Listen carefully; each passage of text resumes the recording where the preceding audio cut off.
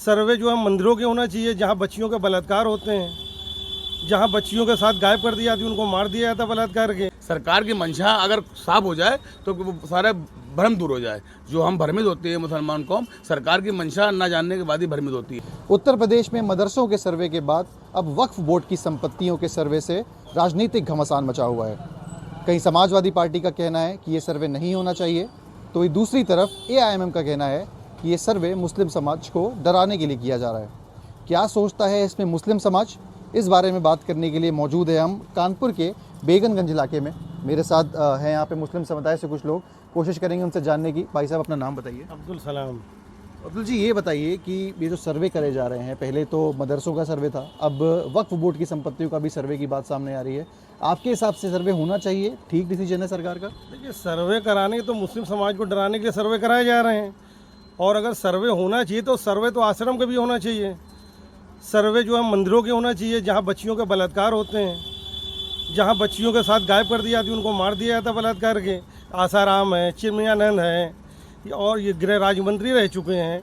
इन जैसे जो तमाम पाखंडी लोग हैं, इनके भी सर्वे होना चाहिए, इनके आश्रमों के, कि इनके पास यह अकूत संपत्ति कहाँ से आ गई है। ये 4-4, 6-6 आश्रम इन्होंने कहाँ से बना लिए हैं। इनका सोर्स ऑफ इनकम क्या है। और ये इतनी बच्चियां मार दी जाती हैं, बलात्कार करके इतनी साध्वी रखी जाती हैं, इसका भी तो सर्वे होना चाहिए। ये भी तो इंसान है, ये तो किसी की बच्ची हैं। ये बलात्कार क्यों होते हैं आश्रमों में, इसका भी सर्वे एक बार सरकार करा ले। तो जो सर्वे हैं मानते हैं कि मंदिरों में भी होने चाहिए, बाकी जगह भी होने चाहिए। भाई साहब, आपका क्या नाम है? हाजी दिलशाद अहमद कुरैशी। दिलशाद जी, ये बताइए कि जो सर्वे की बात सामने आ रही है, समाजवादी पार्टी का कहना है, अलग अलग राजनीतिक टिप्पणियां भी सामने आ रही हैं, उनका कहना है कि ये सर्वे नहीं होनी चाहिए, और AIMM का तो ये कहना है कि ये मुस्लिम समाज को डराने के लिए किया जा रहा है। आप क्या मानते हैं इस पर? देखिए, जो सर्वे करा रही है सरकार, ये संपत्ति मुसलमानों की है। अल औलाद ये वक्फ होती है, मुसलमानों के बच्चों की, उनके बच्चों की, जिसके लिए वक्फ कर देगी उनके लिए होती है।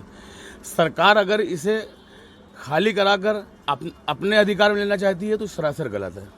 और अगर इस पर कुछ कब्जे हैं 2 नंबर के लोगों के, गलत लोगों के, उनसे खाली करा के सरकार जो उसके मुस्तहक उनको देना चाहती है, तो ये स्वागत योग्य होगा। तो आपको क्या लगता है सरकार की मंशा क्या है? देखिए, सरकार कोई भी कार्य करती है अपनी मंशा नहीं खोलती है। सरकार की मंशा अगर साफ हो जाए तो वो सारा भ्रम दूर हो जाए। जो हम भ्रमित होते हैं मुसलमान कौम, सरकार की मंशा न जानने के बाद ही भ्रमित होती है।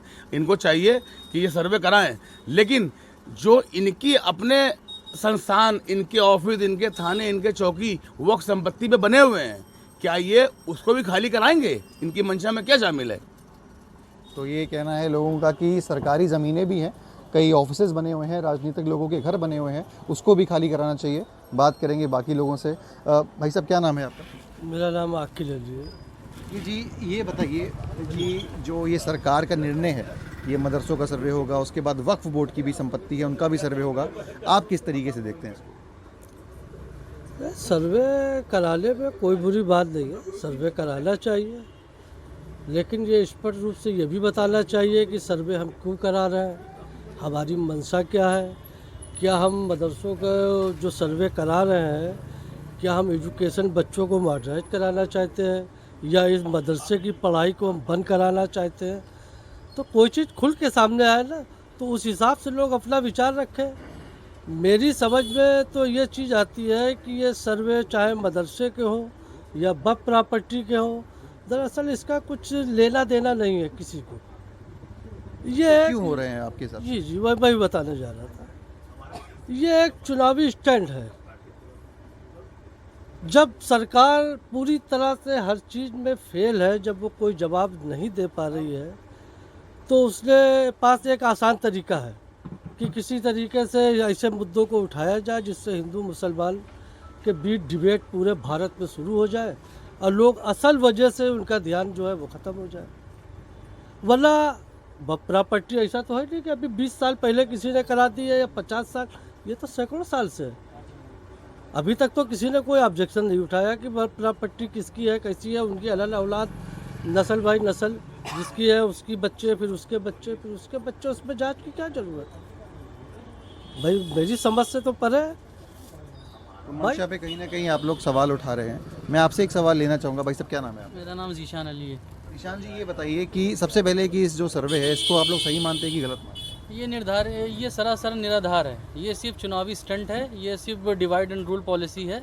हिंदू मुस्लिम में एक खाई को पैदा कर जो हो गई है उसको बस और खाई को दूर कर देना। और ये रोज़गार जो आजकल हिंदुस्तान में बिल्कुल युवा रोज़गार नहीं मिल पा रहा है उसको भड़काने के लिए ये मुद्दे लाए जाते हैं ताकि वो युवा रोज़गार का मुद्दा ना उठा पाए, ना एजुकेशन का मुद्दा उठा पाए, ना वो चिकित्सा का मुद्दा उठा पाए।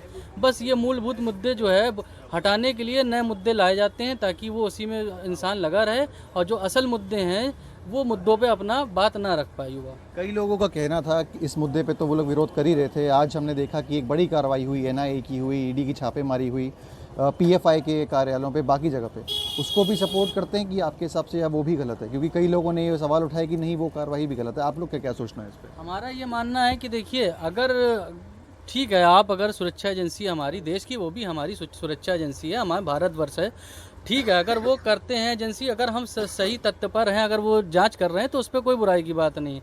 सच का सच और झूठ का झूठ सामने आ जाएगा। अगर वो वाकई कोई इलीगल काम कर रहे हैं जो देश विरोधी है तो उनके ऊपर कार्रवाई होना चाहिए। अगर वो ऐसा कोई किसी कार्य में नहीं निर्मित हैं तो बिला वजह का ये एक प्रोपगंडा जो है लोगों को उलझाने के लिए बिला वजह का प्रोपगंडा नहीं चलाना चाहिए, जो कि किसी भी महत्व से उचित नहीं है इस समय। आप क्या कहना चाह रहे थे भाई साहब? मैं ये कहना चाह रहा था कि ये जो ED और CBI या जो भी इस तरह के छापे पड़ रहे हैं, दरअसल मैंने देखा अभी तक जो अखबारों की रिपोर्ट, जो सोशल मीडिया के अंदर भी तरह तरह की जो रिपोर्टें आती है कि 95% अपोजिशन लीडर के वहाँ पे इस तरह की रेड होती है और जो लोग उसमें पार्टी में BJP में या उसके साथ मिल जाते हैं तो उसकी कार्रवाई को रोक दिया जाता है। अगर ईमानदारी से काम किया जाए तो किसी को क्या तकलीफ हो सकती है? सभी जगह जो लोग भी हो इन्वॉल्व हो सबके यहाँ छापे पड़ना चाहिए। कहीं ना कहीं मानते हैं कि हाँ अगर कार्रवाई हो रही है तो वो जो लोगों पे हो रही है वो ठीक है। मैं एक बार फिर से सवाल लेना चाहूँगा आपसे, आप यहाँ पे हैं। अच्छा, आप कुछ इस पर राय नहीं रखनी चाहेंगे अपनी? चलिए ठीक है, ये भी है। मैं आपसे जानना चाहूँगा दिलशाद जी, ये बताइए कि चुनाव आ रहा है 2024 का भी बड़ा महत्वपूर्ण चुनाव है, सभी राजनीतिक पार्टियाँ भी एक साथ है। आपके हिसाब से मुस्लिम समाज के क्या मुद्दे होंगे जिस पे वो जाके वोट करेंगे? ये क्या मुद्दे रहेंगे जिनको लोग याद करके वोट डालेंगे? देखिए, 24 का चुनाव जो होगा ये बहुत अहम चुनाव होगा। इसमें ना हिंदू ना मुस्लिम, इसमें देश की जनता की बात करें आप, ये देश की जनता महंगाई पे वोट करेगी, ये जितनी GST बढ़ा रखी इस पे वोट करेगी, ये बलात्कार भ्रष्टाचार सरकार में जो फैला है इस पर वोट करेगी। अब देश की जनता जात पात पर वोट नहीं करेगी, अब सरकार के खिलाफ हक और इंसाफ पर वोट करेगी। तो कहीं ना कहीं एक जो ग्राउंड सेंस है जो लोगों से बात करके यहाँ पे मिल रहा है कि कहीं ना कहीं मुस्लिम समुदाय समर्थन तो इस चीज़ का नहीं कर रहा है और एक नाराज़गी भी है कि अगर सर्वे हो रहा है तो वो दोनों समुदाय से रिलेटेड चीज़ें उनका होना चाहिए, सिर्फ वक्फ बोर्ड का नहीं, सिर्फ मदरसों का नहीं, मंदिरों का भी होना चाहिए, आश्रमों का भी होना चाहिए। तो एक इक्वालिटी है उसकी यहाँ पे डिमांड कर रहे हैं। बात कर रहे हैं 2024 के मुद्दों की, तो उस पर मुद्दे जो हैं वो बता दिए हैं कि इन सब पे वोट नहीं डाला जाएगा। शिक्षा, बेसिक चीज़ें ये जो लोगों की है उस पे वोट डाला जाएगा। वीडियो जर्नलिस्ट अमित के साथ सिमर चावला, कानपुर,